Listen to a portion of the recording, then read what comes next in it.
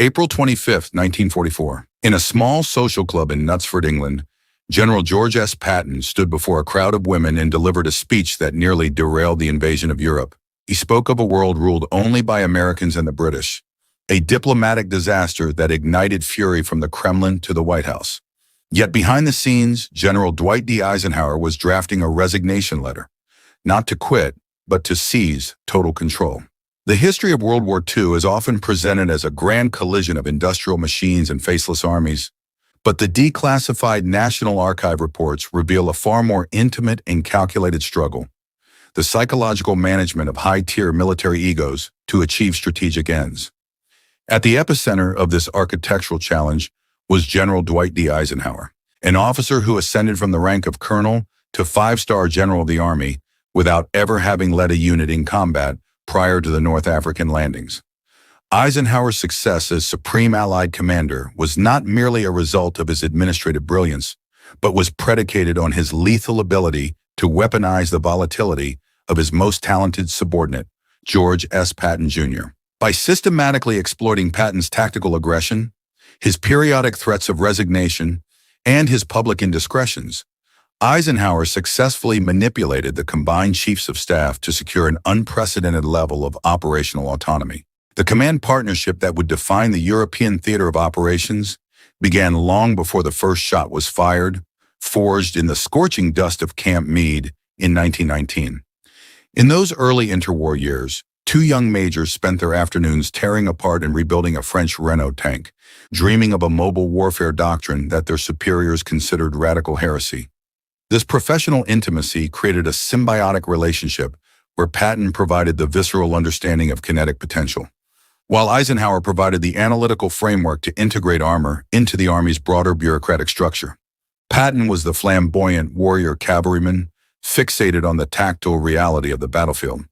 Eisenhower was the military statesman, mentored by Brigadier General Fox Connor, to view war through the lens of grand strategy and coalition diplomacy.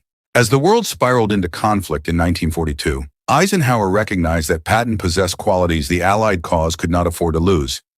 Yet he also understood that Patton was a man who might eventually ruin himself. This assessment formed the basis of a cold cost-benefit calculation that would endure until the final days of the Third Reich. Eisenhower would use Patton as a blunt instrument of war, but he would also use Patton's behavioral failures as a political lever to demonstrate his own stabilizing necessity to the Allied High Command. The first real laboratory for this management was the Mediterranean, following the American tactical collapse at Kasserine Pass.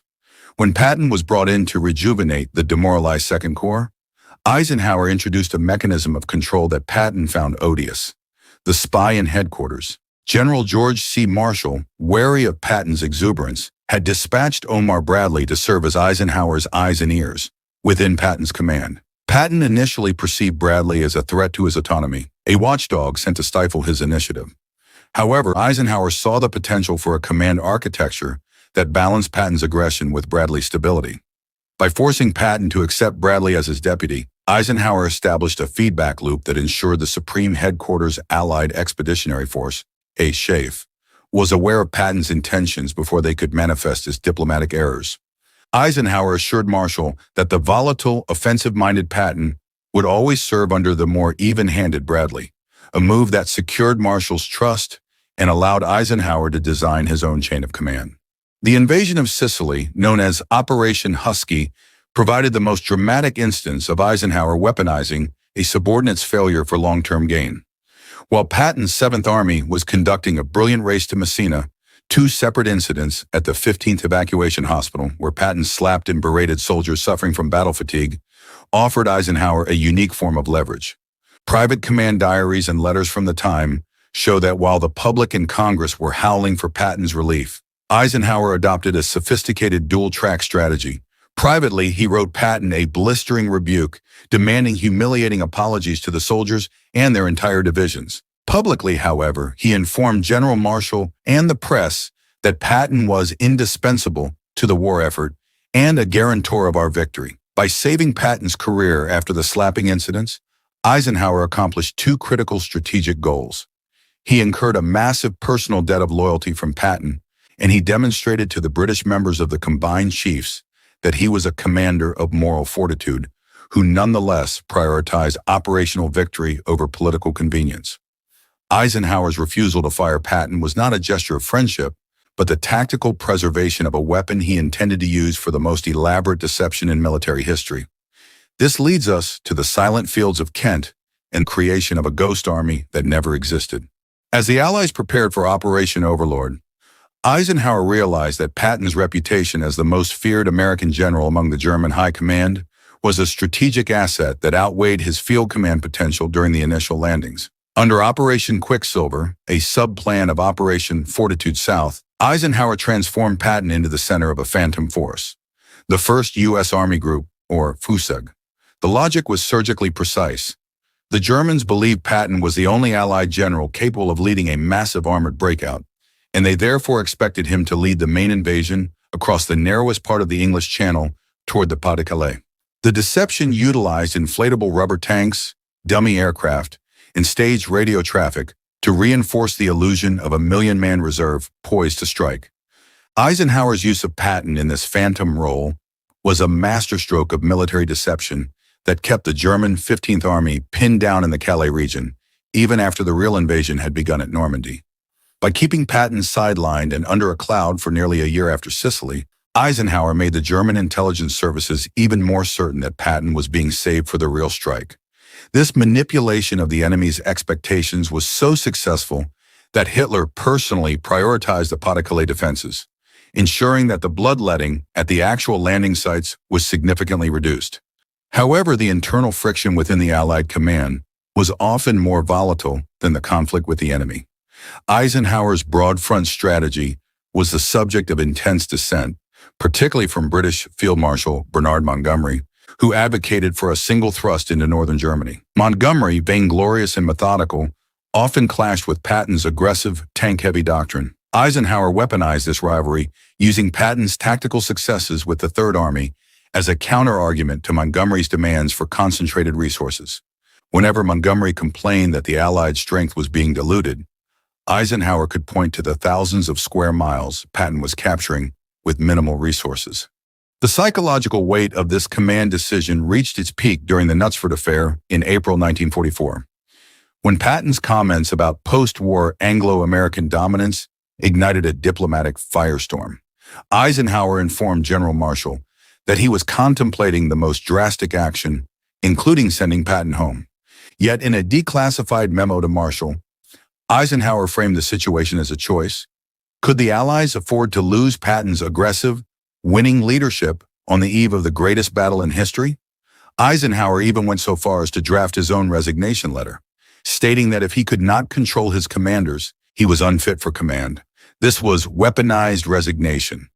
Eisenhower knew his superiors could not lose their supreme commander weeks before D-Day. By threatening to quit, he forced the combined chiefs to give him total autonomy in handling his subordinates. Once he had secured this operational freedom, Eisenhower forgave Patton, famously telling him, "You owe us some victories." Through this maneuver, Eisenhower had simultaneously gained greater authority from his superiors and secured the absolute, desperate loyalty of his most aggressive field commander. This loyalty would be tested in the frozen forests of the Ardennes, where the 101st Airborne was about to be surrounded by the elite units of the 1st SS Panzer Division. Consider the tactical mystery of Bastogne. If Eisenhower had relieved Patton after Sicily or Knutsford, who would have had the audacity to execute the 90-degree turn in the middle of a blizzard? This brings us to a historical enigma. Did Eisenhower deliberately permit Patton's outbursts to create the catastrophe he needed to demand more power? The declassified records suggest a leader who understood that a difficult genius like Patton was worth every political headache if they delivered the miracles required for victory. In the high-stakes game of Allied command, internal dissent was never merely a hurdle. It was a strategic lever. Eisenhower used Patton's volatility to neutralize the caution of his British counterparts in the bureaucratic gridlock of the combined chiefs. By maintaining a commander whose behavior was indefensible, Eisenhower made himself indispensable. As we pivot to the brutal winter of 1944, we see the true power of this weaponized command structure in action. The Battle of the Bulge represented the ultimate validation of Eisenhower's management, when the German counteroffensive created a dangerous salient Trapping the screaming eagles of the 101st Airborne, the Allied High Command convened at Verdun. While others spoke of disaster and retreat, Eisenhower declared the situation an opportunity. Patton's boast that he could pivot his Third Army 90 degrees and attack the German flank within 48 hours was initially met with laughter. But Eisenhower knew that Patton's audacity, a trait he cited as both Patton's greatest virtue and his greatest fault, was exactly what the crisis required. The successful execution of this maneuver did more than just relieve Bastogne. It cemented Eisenhower's reputation as a master of grand strategy.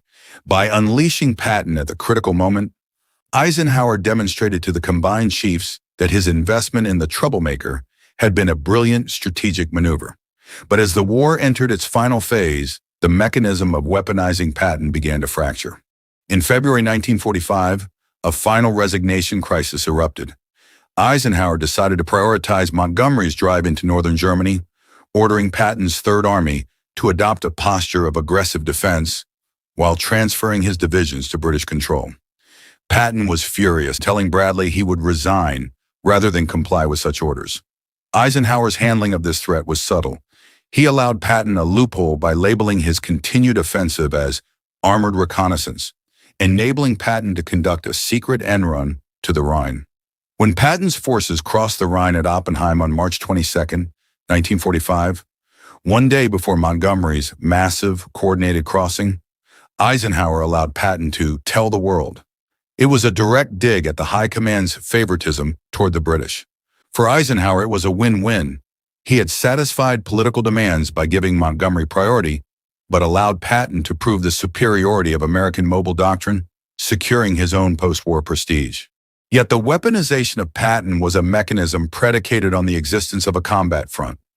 Once the guns fell silent on May 7, 1945, Patton's tactical aggression became a strategic liability that Eisenhower could no longer shield. The transition from war to peace would reveal the true cost of command and the legacy of the steel forged in the shadow of the Supreme Commander. The true test of a weapon is not in its design, but in its deployment during the darkest hour of the storm. By December 1944, General Dwight D. Eisenhower had spent years sharpening the volatile edge of George S. Patton, maintaining him as a kinetic reserve, while the bureaucratic machinery of the combined chiefs ground forward. Yet as the German 6th Panzer Army smashed through the thin American lines in the Ardennes, the meticulously crafted hierarchy of Schaeff faced a moment of total systemic collapse. The declassified after-action reports of the 506th Parachute Infantry Regiment describe a chaotic landscape of shattered communications and freezing fog, where the elite paratroopers of the 101st Airborne found themselves isolated in a crossroads town called Bastogne, facing the combined weight of the 1st SS Panzer Division. Inside the headquarters at Verdun, the atmosphere was thick with the scent of damp wool and looming defeat. It was here that Eisenhower performed his most sophisticated act of leadership, transforming a tactical disaster into a strategic opportunity. While his chief of staff, Walter Bedell Smith, managed the frantic telephone calls from London and Washington, Eisenhower turned to Patton with a question that would define the war. When can you start? The response was not a measured military calculation, but a characteristic explosion of Patton's audacity. He promised to pivot his entire Third Army, consisting of hundreds of thousands of men and thousands of tons of steel, 90 degrees in the middle of a blizzard, and strike the German flank within 48 hours. To the other generals in the room, it sounded like the delusional bravado of a man who had finally lost touch with reality. But Eisenhower knew better. He had spent the last 2 years protecting Patton from the political consequences of his temper, specifically for this moment of impossible necessity. As we look back through the lens of declassified command diaries, we must consider the alternate reality that nearly unfolded. If Eisenhower had yielded to the intense pressure from the media and Congress to relieve Patton after the slapping incidents in Sicily, the Allied High Command would have lacked the only instrument capable of such a violent and rapid maneuver. Without the relief of Bastogne, the 101st Airborne would likely have been annihilated. The German drive toward the Meuse River might have succeeded, and the war in Europe could have been extended by a year of grueling static attrition. The psychological weight of this decision was immense. Eisenhower was betting the survival of an entire airborne division on the desperate loyalty of a man he had repeatedly humiliated and rebuked. The tactical reality on the ground was a nightmare of mechanical friction and human endurance. The German 1st SS Panzer Division, known as the Leibstandarte SS Adolf Hitler, was equipped with the formidable Tiger II tanks featuring 88mm KWK-43 guns that could pierce Allied armor from over 2,000 yards. Against this steel wall, the paratroopers of the 506th PYR had only light mortars and bazookas, holding the line through sheer grit as they waited for a miracle from the south. Patton's Third Army was not just moving, they were racing through a frozen hell. Private memoirs from staff officers like John Eisenhower reveal that the Third Army's intelligence chief, Colonel Oscar Koch, had been preparing for this contingency for weeks, despite the optimism of the high command. Patton's forces achieved the impossible, covering over 100 miles of icy terrain to smash into the German flank, proving that his audacity was the only currency that mattered when the chips were down. Yet even as Patton delivered this miracle, the internal friction within the Allied high command reached a boiling point. Field Marshal Montgomery's subsequent press conference, where he seemed to claim credit for stabilizing the front, ignited a firestorm of resentment among the American generals. Eisenhower found himself in a precarious balancing act, navigating the vainglorious demands of Montgomery while keeping Patton's aggression focused on the enemy. He used Patton's tactical success as a shield, arguing to Prime Minister Churchill and the combined chiefs that the American mobile doctrine was achieving results that Montgomery's methodical approach could never replicate.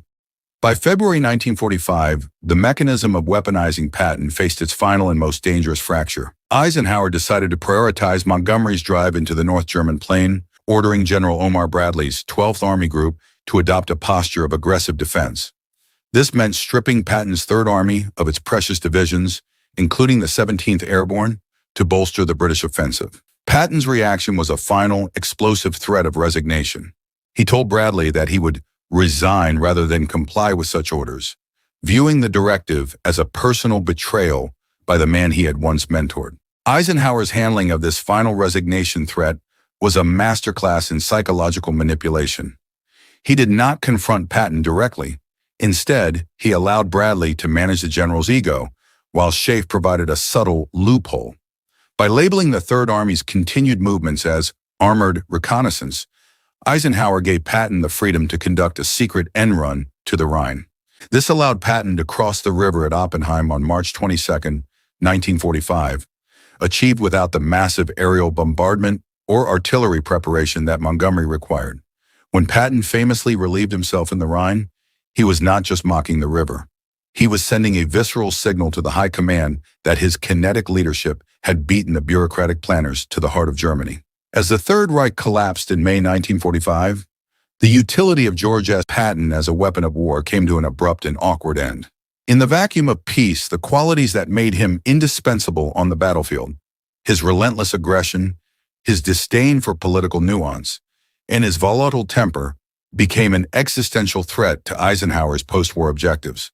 Assigned as the military governor of Bavaria, Patton was tasked with the draconian responsibility of denazification, a process he found logistically impossible and morally confusing. His private command diaries from this period reveal a man increasingly alienated from the New World Order. Patton argued that the Nazis were just like Republicans and Democrats, a statement that suggested he viewed the rebuilding of Germany through the lens of a professional soldier rather than a political crusader. He feared the Soviet Union as the next great menace and advocated for rearming German divisions to face the Red Army. For Eisenhower, who was now navigating the delicate birth of the Cold War and eyeing the United States presidency, Patton had transitioned from a strategic lever into political liability. On October 7, 1945, the final act of instrumentalization occurred. Eisenhower relieved Patton of his command of the Third Army.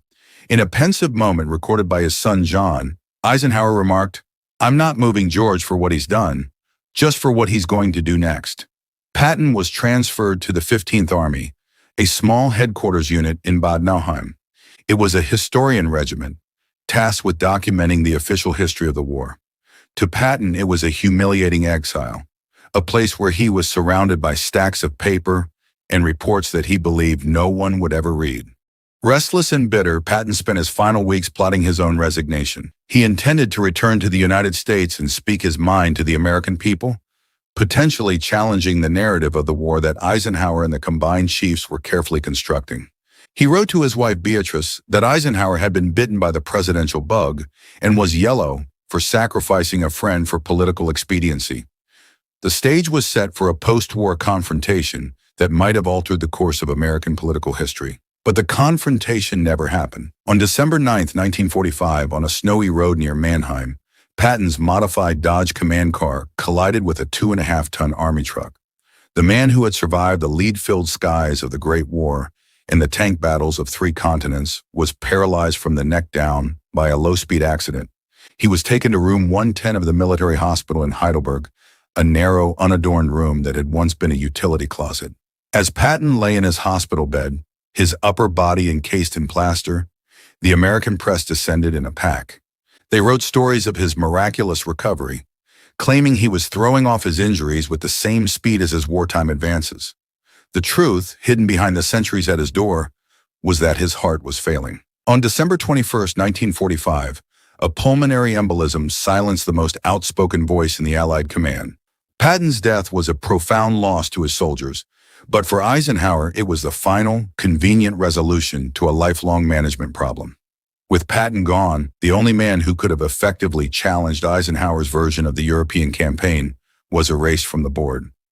Eisenhower emerged from the wreckage of the war as the undisputed architect of victory, a soldier statesman whose brilliance was validated by the very volatility he had so ruthlessly weaponized. The legacy of the Eisenhower-Patton partnership remains the definitive case study in the architecture of command. It reveals that at the highest levels of war, leadership is not just about moving divisions on a map. It is about the cold, calculated management of human genius and human failure. Eisenhower did not merely cope with Patton's flaws. He integrated them into a grand strategy that fooled Hitler, neutralized Montgomery, and secured the liberation of a continent. As we close the declassified folders of the National Archives, we are left with a philosophical question about the cost of command. Was the exploitation of Patton's loyalty a necessary evil for the greater good, or a cynical betrayal of a friend? The answer lies in the silent white crosses at Ham, Luxembourg, where Patton was laid to rest among the men of the Third Army he drove so hard. In the end, Eisenhower understood the heart and the politics of war, while Patton understood its legs and its steel. Together they forged a victory that neither could have achieved alone, leaving behind a legacy as enduring and complex as the machines of war they once tore apart and rebuilt in the scorching dust of Camp Meade. Do you think Eisenhower's manipulation of Patton's volatile personality was a brilliant masterstroke of leadership, or a cynical exploitation of a loyal friend? Let us know in the comments below, and don't forget to subscribe and hit the notification bell.